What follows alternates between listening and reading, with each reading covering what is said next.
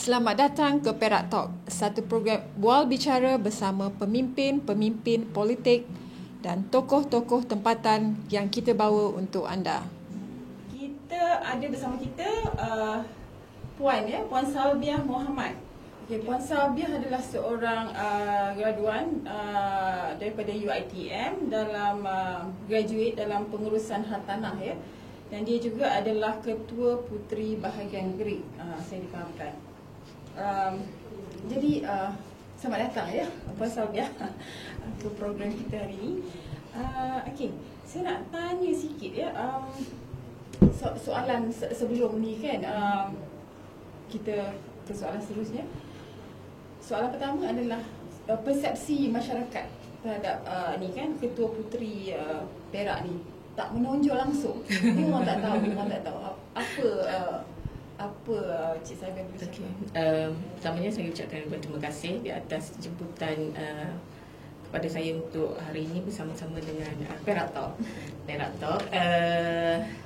Dan seperti yang disoal oleh Cik Mazni tadi, berkenaan dengan saya yang tidak menonjol. Saya dah agak dari segi soalan tu sebab saya macam ni lah. Saya memang low profile. Kalau orang cakap saya ni tak mesra media pun ya mungkin, sebab saya memang lebih fokus kepada apa yang saya nak buat. Dari segi politiknya, saya rasa saya melihat kepada apa yang saya nak laksanakan bersama dengan masyarakat. So saya buat kerja dan saya fokus kepada kerja saya dan saya tidak memikirkan soal-soal lain sama ada, sebab biasanya orang kata kalau orang kenal tu mesti dia akan glamour dengan media kan. Jadi saya dari segi glamour dengan media tu memang saya tak glamour dengan media. Saya memang bukan kata tak mesra tu saya tak baik dengan media. Tapi bagi saya, program saya di peringkat negeri ataupun bahagian, media bukan keutamaan saya.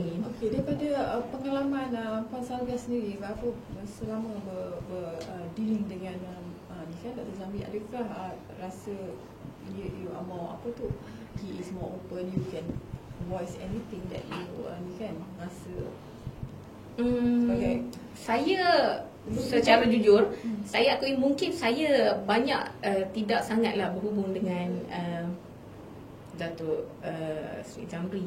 Tapi saya bersyukur di kalangan orang-orang kanan beliau banyak membantu dan menyampaikan apa yang Puteri hadapi.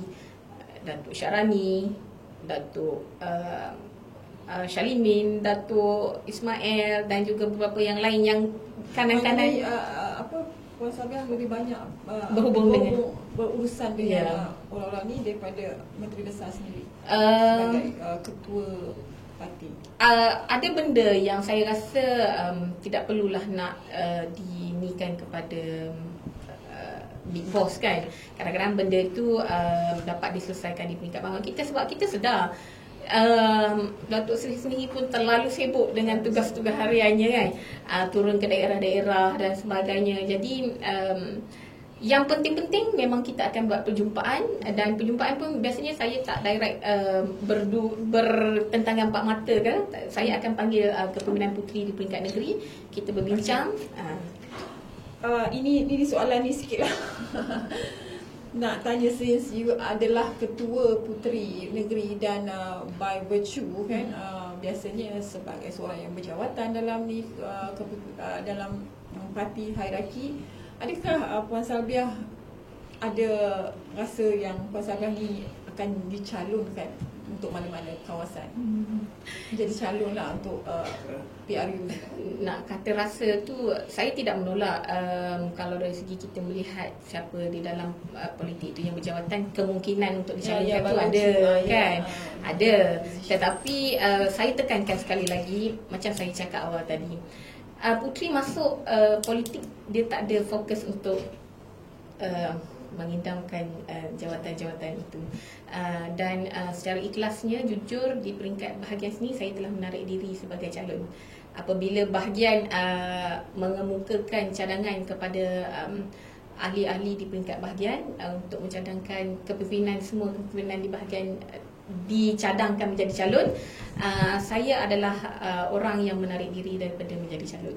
Oh, maknanya Puan Safia memang dah tarik diri? Ya, memang di peringkat bahagian. Di peringkat bahagian. Jadi kemungkinan atau chances untuk menjadi calon tu mungkin tak ada lah, sebab memang dah tarik diri secara sukarela. Itu saya adakah akan boleh berlaku sebaliknya, maknanya you tarik diri tapi mungkin peringkat negeri, kemungkinan itu ada sebab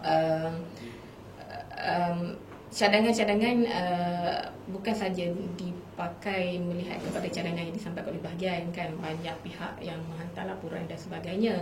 Kemungkinan itu ada, tetapi saya nak menyatakan sebenarnya kalau nak kata saya rasa saya ni jadi calon ke tak, rasa itu saya tolak dah dulu sebab saya dah menarik diri. Saya nak meletakkan bahawa calon itu bukan perkara utama yang saya fikirkan. Saya memang full time. Tapi sekiranya dicalonkan akan terima amanah tu ke atau apa? Saya tak pasti lagi.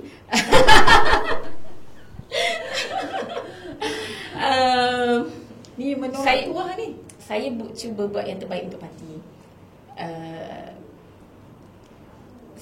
Setakat ini saya masih tak ada niat lagi lah untuk menjadi ini. Tapi semua itu ketentuan Allah Subhanahu Wa Taala. Itu siapa-siapa pun tak boleh menolak kan. Boleh saya cakap kata you tak ada keyakinan diri untuk Bukan. Kalau saya tak yakin, saya tak akan menjadi Ketua Puteri Negeri. Sebab saya rasa untuk memikul cabaran sebagai Ketua Puteri Negeri pun adalah satu tugas yang amat berat, nak memimpin 23 lagi orang Ketua-Ketua Puteri bahagian. Dan pendekatannya juga bersama dengan masyarakat. Jadi kalau saya rasa saya tak yakin, saya tak mampu, saya dah menolak awal-awal lagi menjadi Ketua Puteri Negeri. Sebab lagipun saya sebenarnya dengan masyarakat dan juga dalam politik ni mungkinlah dalam tempoh 12 tahun saya menceburi bidang politik. 2001 saya grad dan saya terus masuk politik.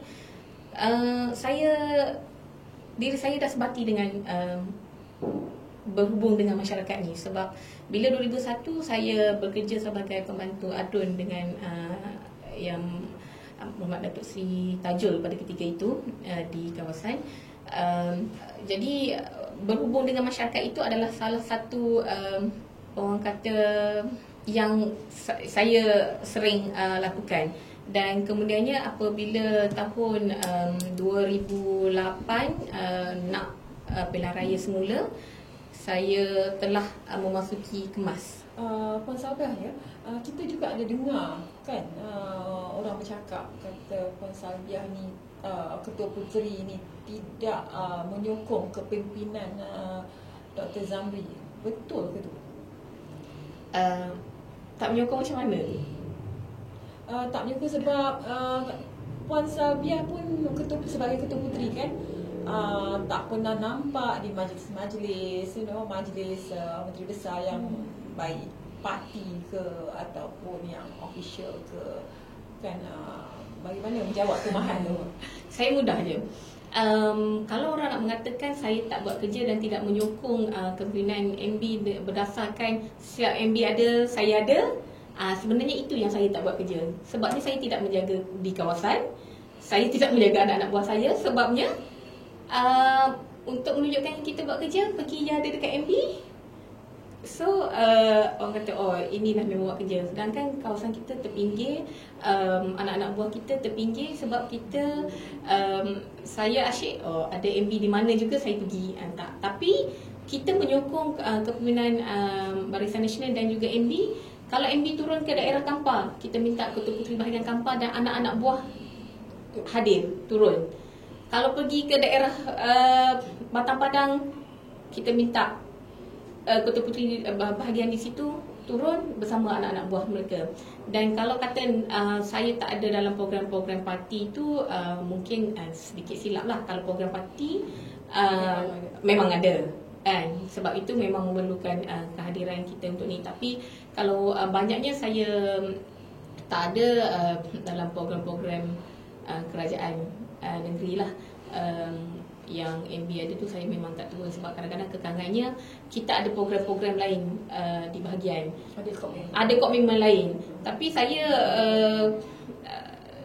amat tidak suka cakap-cakap yang saya tidak menyokong Puteri, tidak menyokong kepimpinan Datuk Seri MB, sebab setiap MB ada, saya tak ada.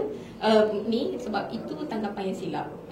Walaupun saya tak ada, Ketua Puteri Bahagian di kawasan itu ada, anak-anak buah mereka ada, dan sentiasa memberi sokongan yang penuh kepada kepimpinan. Bukti telah jelas juga apabila kita mengadakan kepimpinan BM pilihan orang muda, saya rasa kehadiran Puteri amat di luar jangkaan.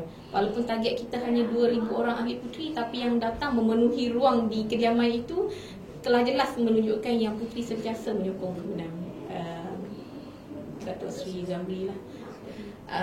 Terbukti Barisan Nasional adalah sebuah kerajaan yang betul-betul mendahulukan rakyat, memperjuangkan nasib kita. Jadi anak-anak muda di luar sana pada pilihan raya kali ini, undilah Barisan Nasional. Terima kasih Puan Sabiah ya.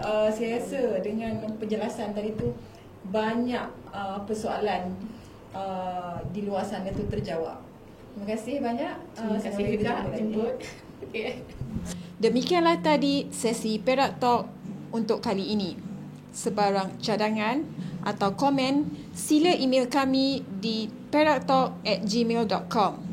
Anda juga boleh email kami sekiranya anda mempunyai cadangan mengenai tokoh atau pemimpin yang anda ingin kami ketengahkan.